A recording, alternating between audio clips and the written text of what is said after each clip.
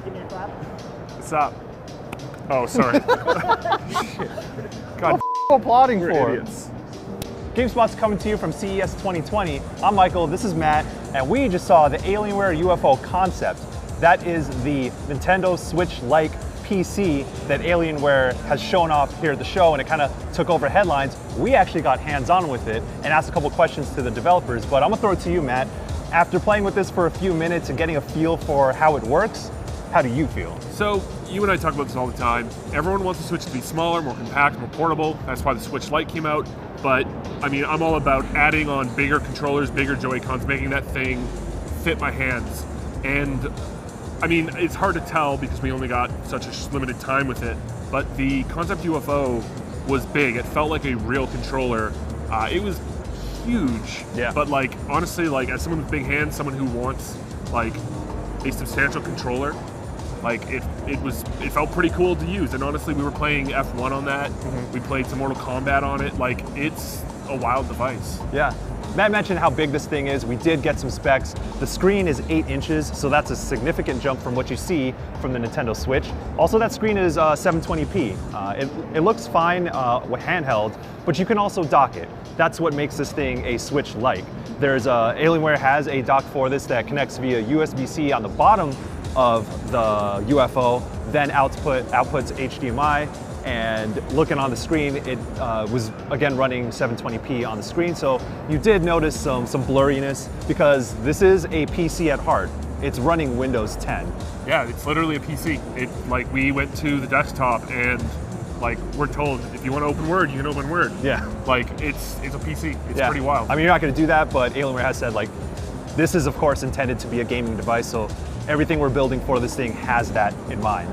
When you detach and dock the UFO, there's what they call a bridge, which is basically the thing that holds the two ends of the controllers together. Yes. Again, that is another way this makes it a Switch Lite. Yeah. Because you can break those off and then put them onto the bridge and then have a real controller in your hands. Absolutely. The thing is, I asked them, and you can't hold the two Joy-Con-like controllers in each hand, like kind of like the Switch wirelessly. You have to either connect it handheld or connect it to that bridge, whereas the bridge is then what transmits to the Concept UFO, which honestly is cool. Like, they seemed very focused on this being a gaming system. Like, I guess the docking handheld gimmick is there, but like, it's a PC. You can play your PC games on it. And I was pretty impressed by their focus on that. One thing I was also impressed with was the kickstand. It's not necessarily a kickstand. It's more of like a support ramp. Right. Yeah. You pull out the back, and it's this. I think it's like an aluminum type framing that lets you kind of angle the UFO whichever way you want, because it is kind of like this pressure-based system, I guess. And it's a lot more sturdier than a Switch kickstand, that's for sure. But that makes it, propping it up somewhere to actually play this thing a lot more easier, a lot more sturdy. So that was pretty cool. Another thing that was still in works was kind of the Alienware UFO ecosystem, where you can have the menu of games in there. They were talking about like integrating your Steam library and Epic and all that stuff. Of course, that's up in the air, but we saw a glimpse of what it can look like. And I think that'd be really important for this being a handheld, where you can just boot up an app on this Windows 10 handheld PC, I guess, and then have all your games in one place rather than scrolling through your Steam library on the Steam app on the computer. So that's cool. And that thing, like, I watched them launch games, and the little Steam, like, syncing your cloud saves icon popped up. So those games that we were playing were Steam games, and I was like, oh, okay, cool. One thing that I'm still skeptical about after playing with this thing, again, we did F1 and we played Mortal Kombat, was performance. Now, this is a very small form factor. Alienware is probably using a lot of the laptop technology that they've built over the years to kind of make sure this thing is peak performance and also able to hold battery life and stay cool.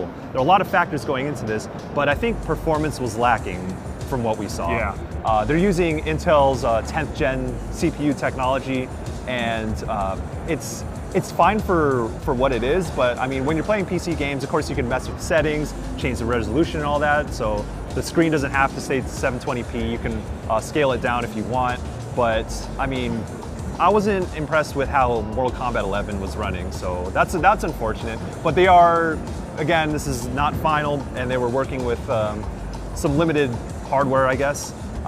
But yeah, if you're not gonna be cranking up settings on this thing. And I will say that on handheld, it looked fine. There's still some frame drops playing MK11, but when you dock it to a TV, I think that's where you're going to see a lot more blemishes in the graphics and how smoothly this thing can run. Right. I mean, we were playing F1 and it was running at 30, and I could definitely tell. And I was honestly a bit surprised when they asked me, well, what do you think it is? And I said, 60? Just because I was like, we're not going lower than 60, right? Like, for FPS? Yeah, like, and it was 30. And I was like, oh, okay, that's actually not that surprising, but this is taking on the brunt of like every PC gaming title.